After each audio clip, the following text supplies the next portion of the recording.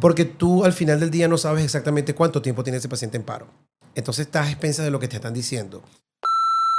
Tienes a este paciente con un trauma precordial, penetrante, herido de arma blanca, que se para. Tienes que pensar en taponamiento cardíaco. Correcto. Entender que el paro cardíaco por trauma tiene una causa o un origen que puede ser revertido. Cuando tú revisas las cifras de supervivencia del procedimiento que vamos a hablar ahorita, que es la toracotomía de resucitación, se te quitan las ganas.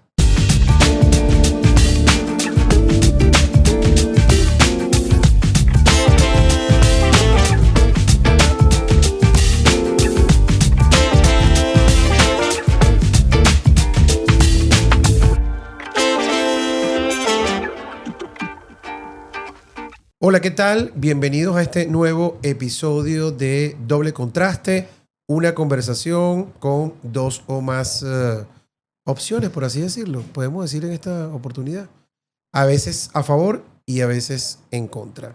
Hoy me siento de verdad que muy contento porque primero que este podcast lo estamos grabando eh, después de haber terminado nuestra última fase 2 del curso de destrezas quirúrgicas en trauma que realizaremos acá en Santiago de Chile.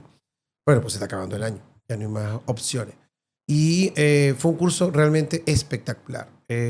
Tuvimos la oportunidad de tener un panel de staff de primera y viajaron acá a Chile el doctor Napoleón Méndez de Guatemala y el doctor Luis Richard de España, quien es la persona que hoy me acompaña. ¿Cómo estás, Luis?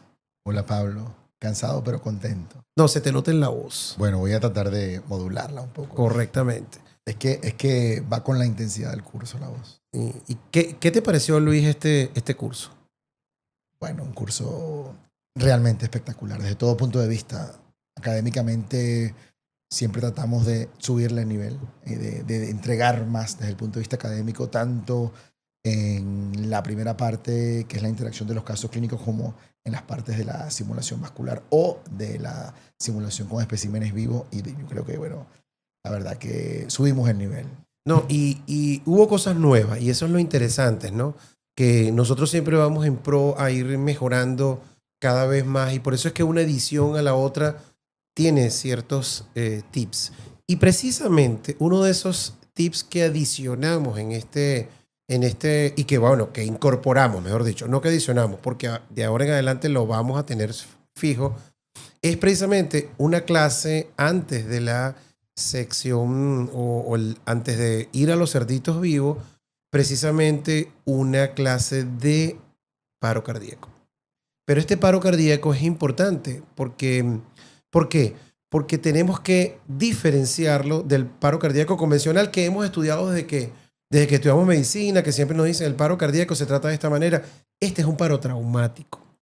Entonces, empecemos, Luis, por las causas. ¿Cuáles serían las causas de un paro en el contexto de un paciente con trauma?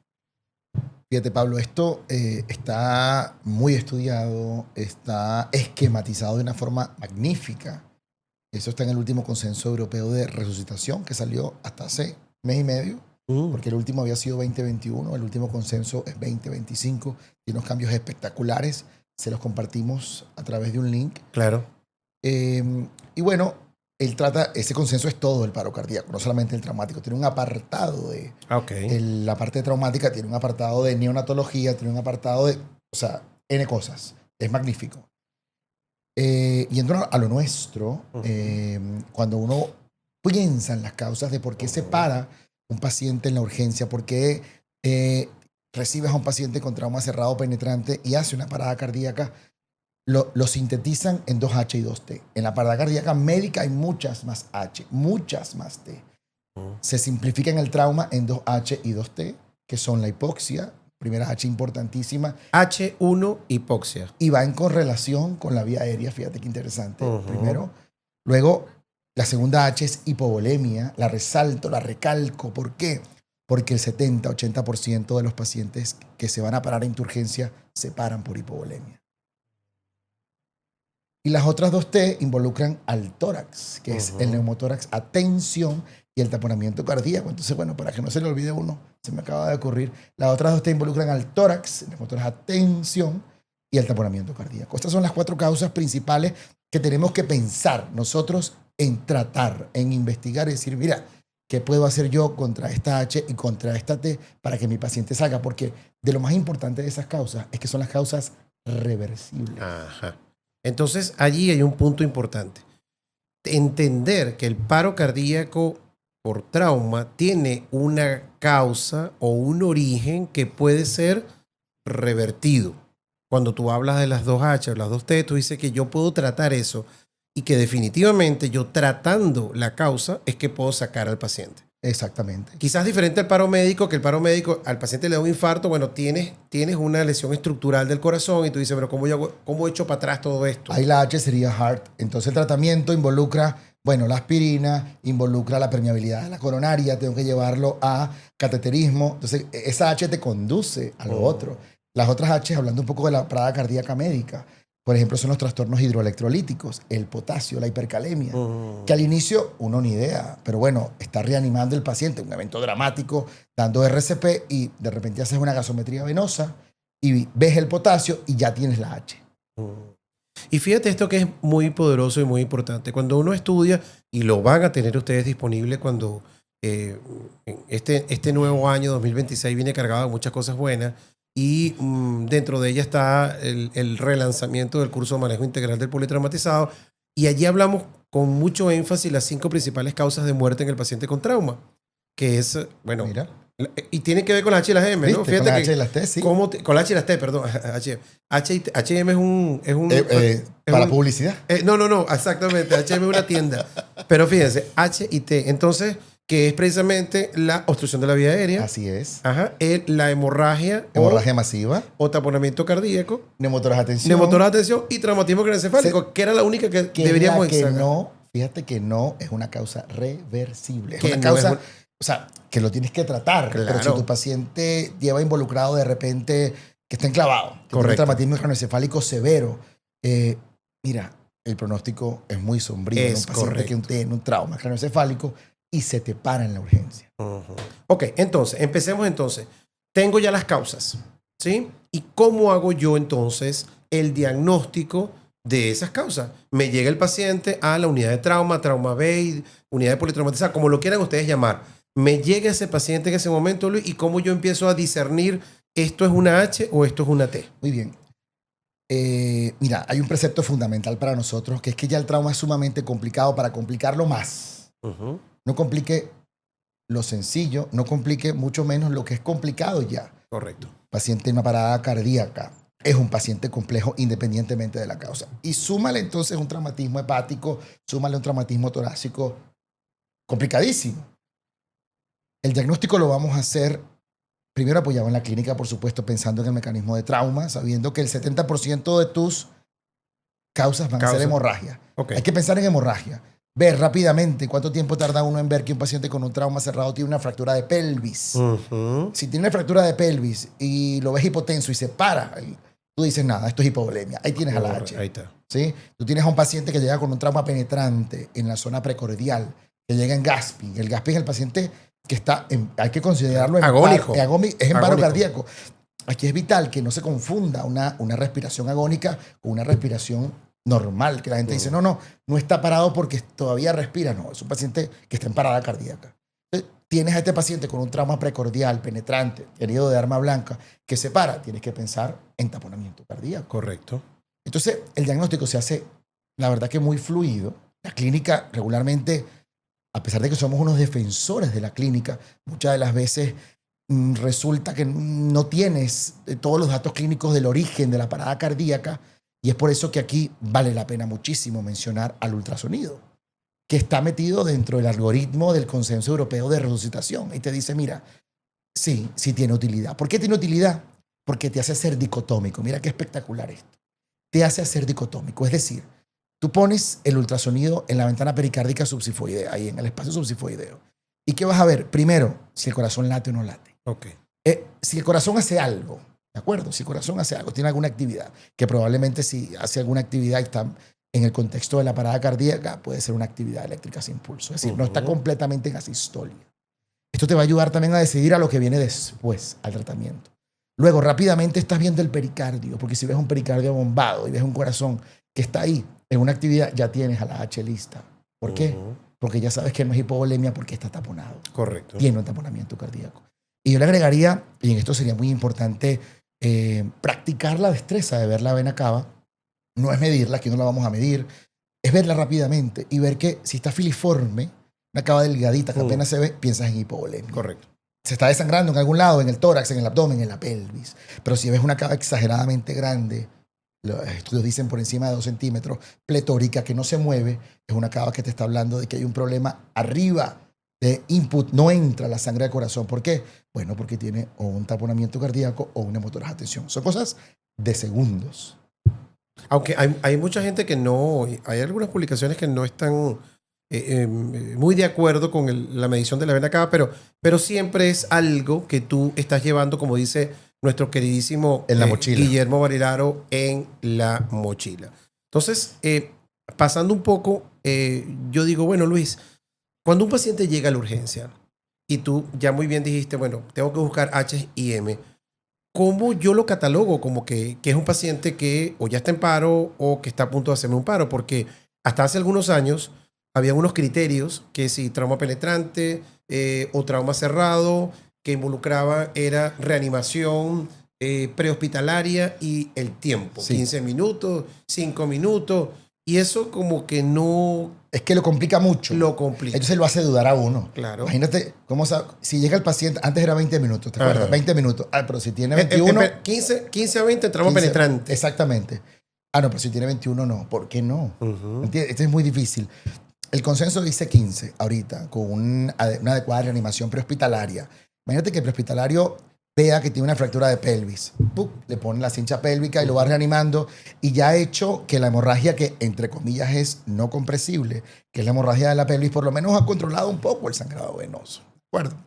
El más sencillo, Pablo, el paro presenciado. El paciente que te llega de repente in extremis, pero que todavía tú lo sensas y tiene 70-30 de tensión, que algo tiene en el trazo del electrocardiograma cuando lo pones en el monitor y se para. Ok, ahora fíjate, aguántate ahí porque no quiero que te me adelante.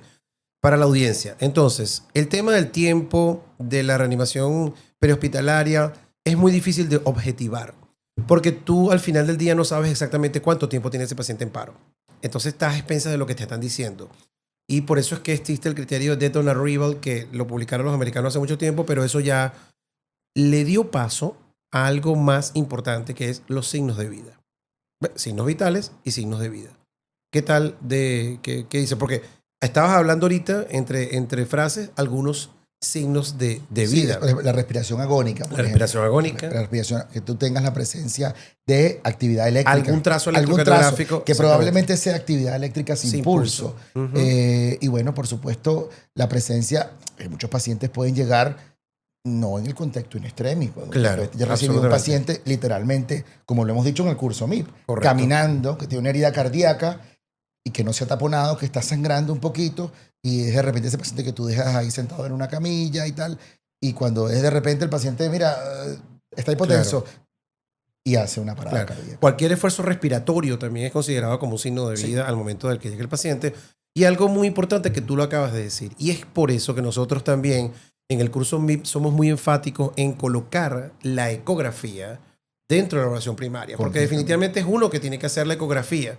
Y tú lo dijiste al principio, el paciente llega y en la evaluación primaria la ecografía te ayuda a establecer un problema de B y establecer un problema de C, ¿no? Es decir, una H, una T.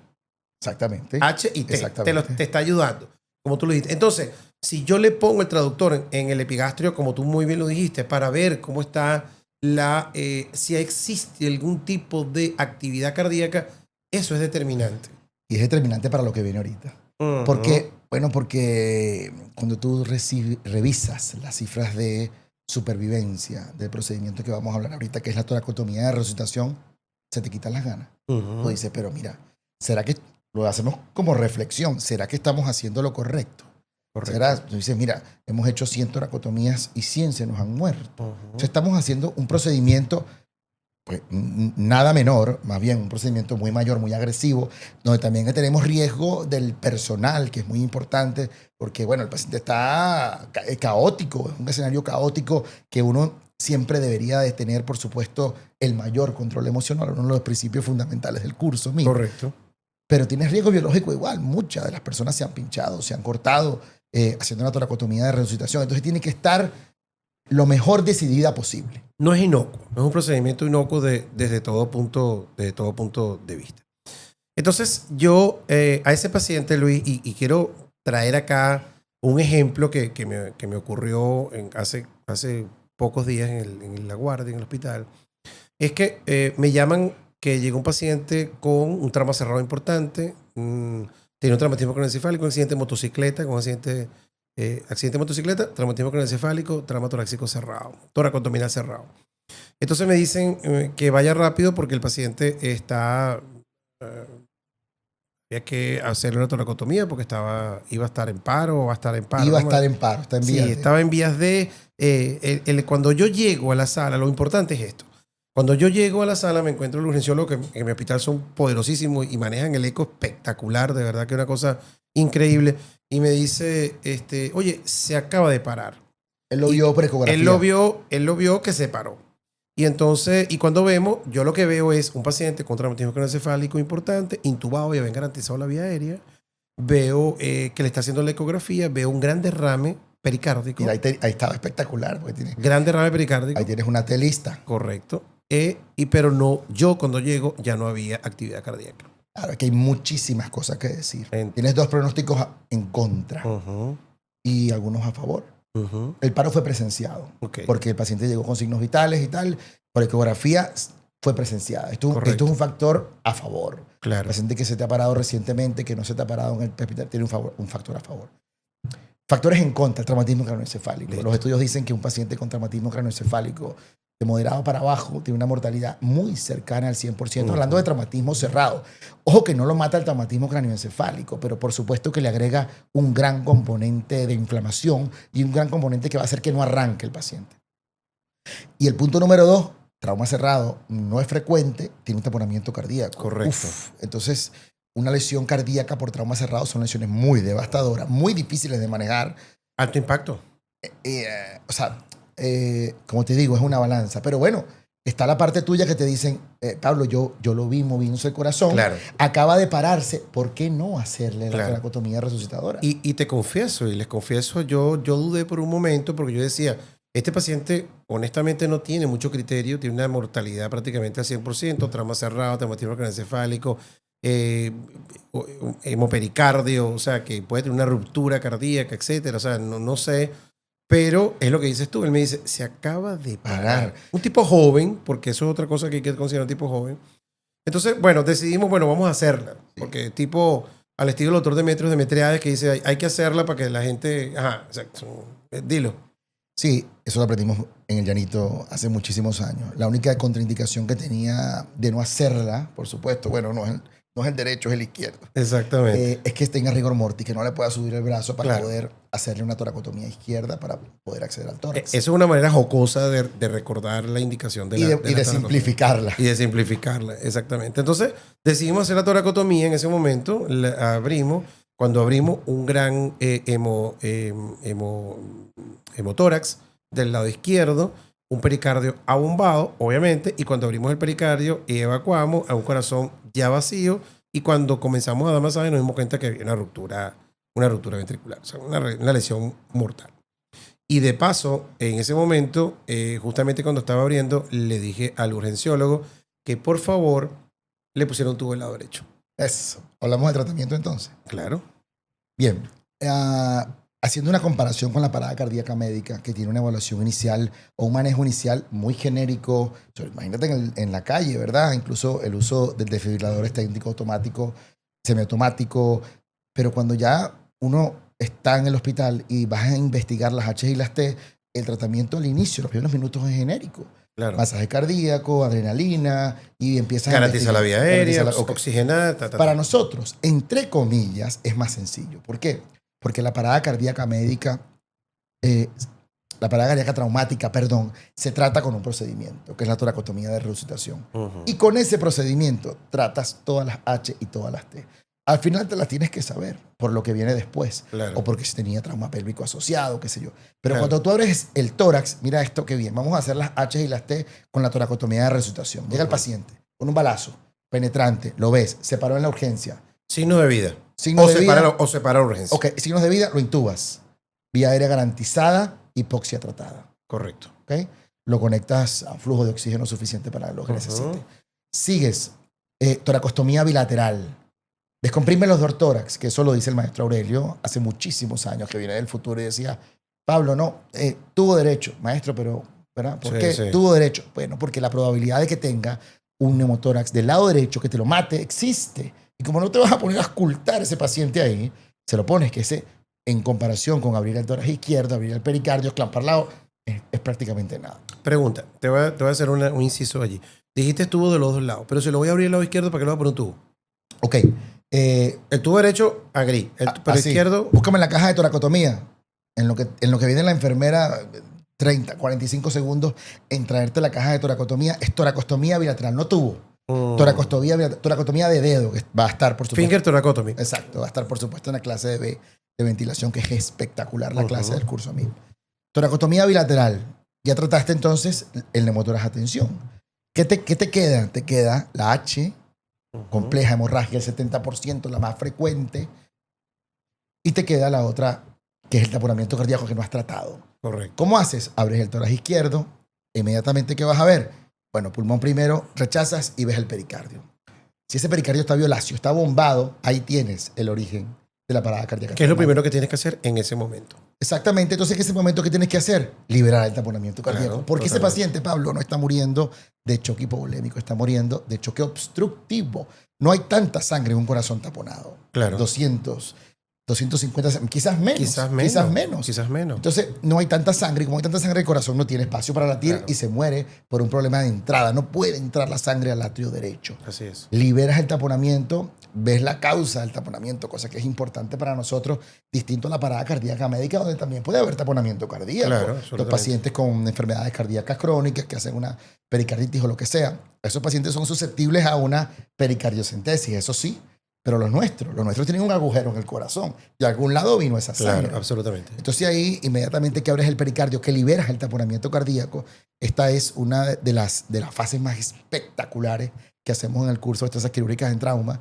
Por cierto que primera vez que fui a un DQT, no les voy a decir hace cuánto tiempo, con el maestro, tengo yo una foto espectacular que me está explicando esto.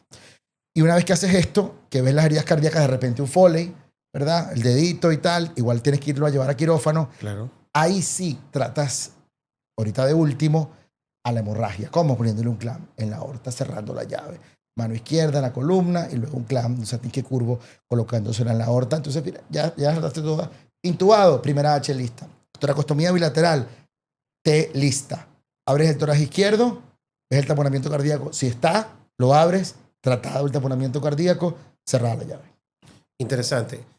Dos cosas. Yo, como esto se llama doble contraste, precisamente yo te quiero decir que yo no hago la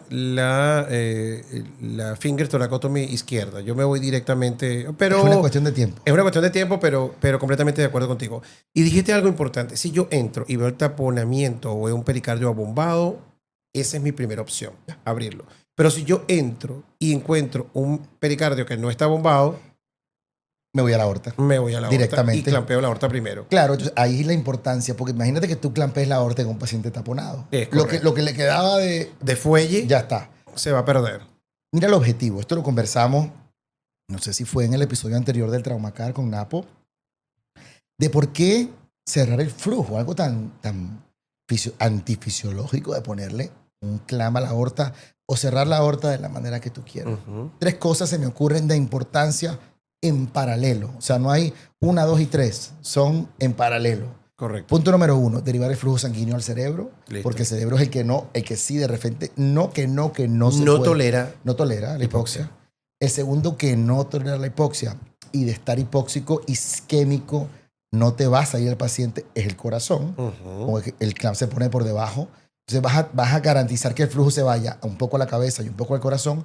Y la tercera en paralelo es que no, si tiene un tiro en el abdomen, un trauma cerrado, pues no se desangre. Si tiene una lesión de la pélvica, no se desangre. O sea, hay tres cosas importantes de por qué. Objetivos fundamentales y principales de ese clan aórtico para derivar el flujo sanguíneo.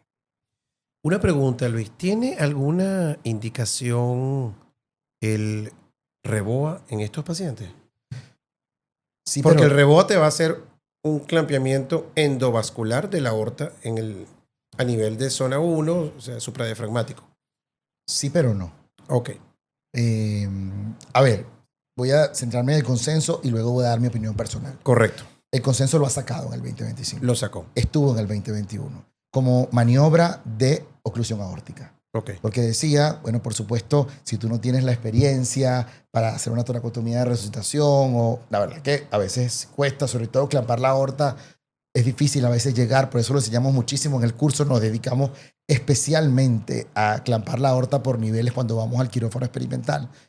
Pero yo creo a veces que, y aquí también difiere un poquitico, quizás a veces requieres de una destreza aún mayor tratar de hacer el acceso vascular de ese REBOA, que no es fácil, ¿no? Claro, y por eso de repente es que lo han sacado. Lo han sacado eso. porque no tuvieron buenos resultados, porque de repente el tiempo de la colocación del REBOA era mucho. Claro. A diferencia de Carlos Ordóñez, fíjate que su grupo poderoso y Carlos pregonan mucho y practican mucho lo del REBOA.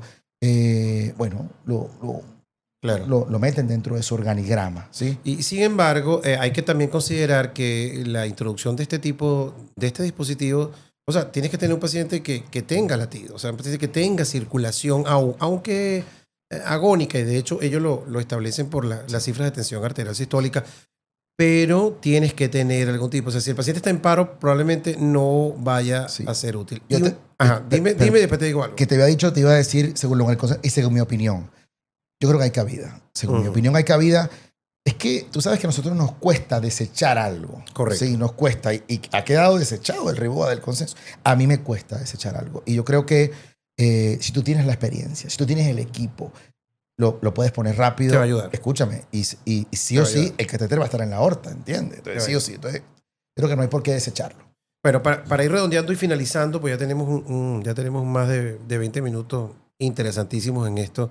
Yo, y como hablaste de nuestro querido amigo y profesor, el doctor Carlos Ordóñez, hace algunos días hicieron unas publicaciones bien interesantes de la maniobra de Ordóñez. En el contexto, ellos son muy pro a una esternotomía de reanimación. Cuéntame con respecto a eso. Mira, la última vez que me vi con Carlos, bueno, yo estaba en España, en el Congreso de la Sociedad de Medicina de Emergencia, y él dio una charla online y habló un poco de la esternotomía de reanimación. Hay que saber el contexto donde estás. Hay que saber quién eres. Citaremos a Napo, quién soy, dónde estoy y qué tengo.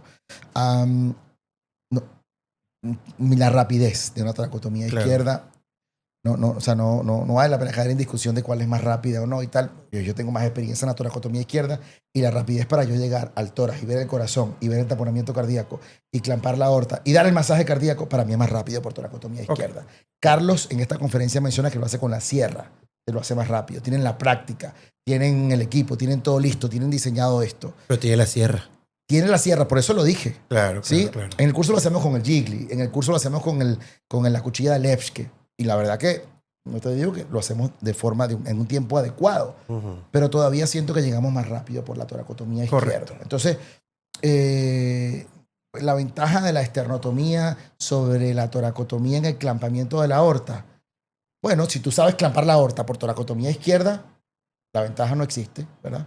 Pero sí, la única ventaja que yo veo es que tenga una lesión cardíaca que no puedas llegar. Okay. O sea, que el origen del paro sea una lesión cardíaca que no puedas llegar. Que sea más bien del lado derecho. Del lado derecho. Que no puedas llegar por toracotomía izquierda. Es la ventaja que le veo yo hoy en día. ¿Y el clamshell? Bueno. Tú sabes que, Luis, te iba a comentar que hay un libro que yo lo debo tener por aquí del curso de urgencia que me lo mandaron de España. Muy interesante. Voy a buscarlo y voy a dar la descripción en la caja para que vean.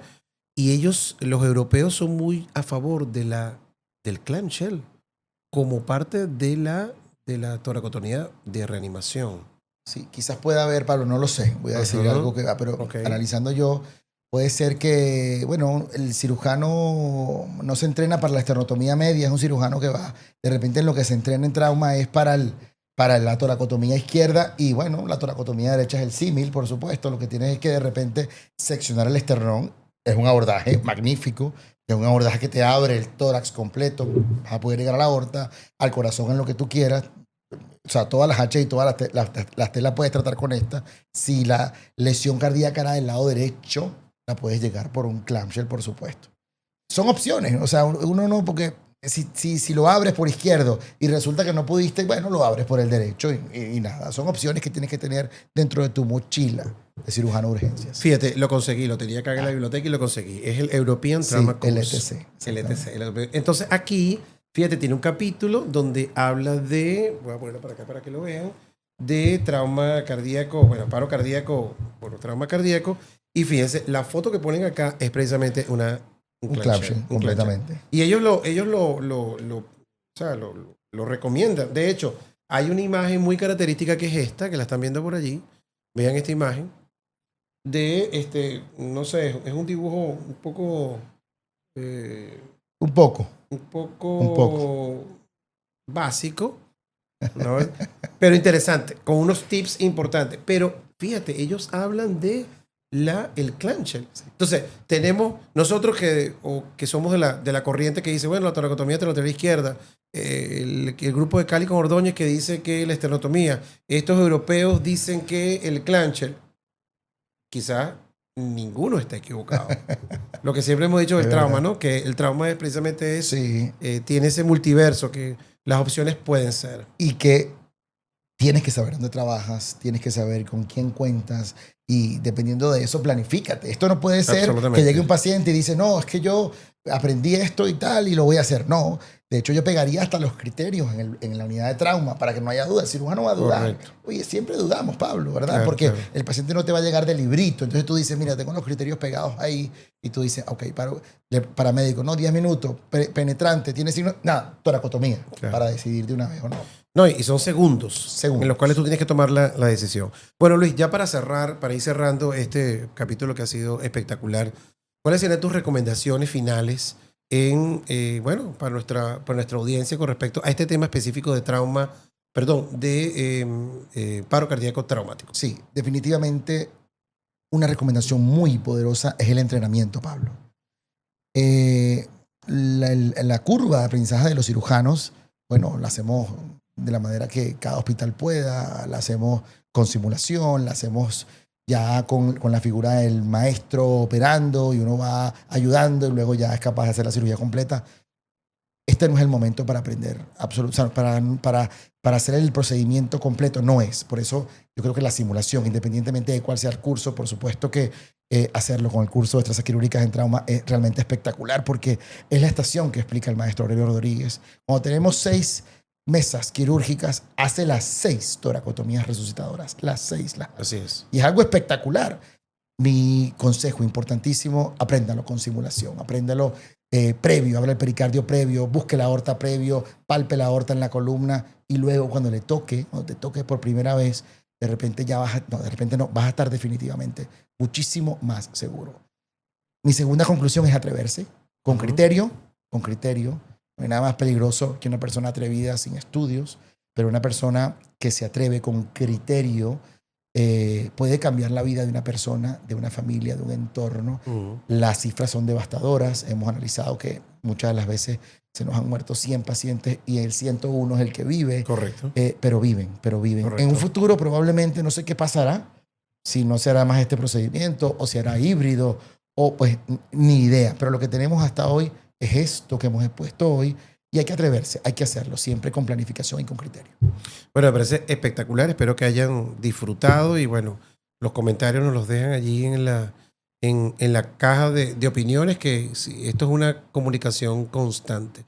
Gracias, Luis, por estar aquí. Gracias a ustedes por escuchar. Acuérdense de, bueno, seguirnos en las redes, en todas las redes, seguir este podcast y bueno, y EduTrauma va para adelante, ¿cierto? Maravilloso. Muy bien, muchísimas gracias. Buenas noches. Gracias a todos. Eso es un té que se llama té de matico. De matico. Matico es una mata aquí que se llama aquí matico y es muy la utilizan mucho. No sé, es como la manzanilla nuestra. ¿Ah, sí? Sí, esta es mi posición. Pero está rico. Es la manzanilla nuestra que la toman para temática, para todo. Esta es la que es buena para todo. Te hace falta un té de matico.